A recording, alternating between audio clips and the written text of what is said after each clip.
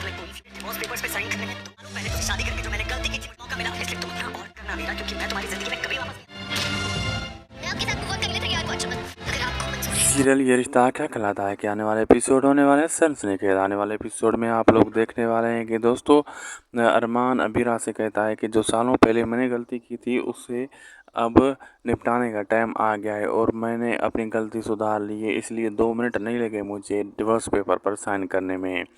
और तुम भी इस गलतफहमी मत रहो कि मैं तुम्हें छोड़कर पछता रहा हूँ, मैं कोई नहीं पछता रहा। और तुम ये भी ना सोचना कि मैं तुम्हारी ज़िंदगी में दोबारा वापस आऊँगा, मैं कभी नहीं आऊँगा। तुम अपनी ज़िंदगी में आगे बढ़ जाओ। अबीरा ये बात सुनकर अरमान को धक्का देकर गुस्से से वहाँ से चली जाती है और अरमान पीछे पछता रहा होता है, क्योंकि अरमान एक मजबूरी में ये वाला फ़ैसला लेता है अबीरा को ये बोलने वाला।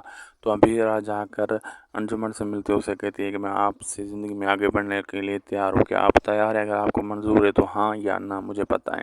अब आगे देखना मज़ेदार होगा कि अंजुमन क्या करते हैं क्या नहीं होता। वीडियो चलेगी तो लाइक शेयर सब्सक्राइब ज़रूर करिएगा।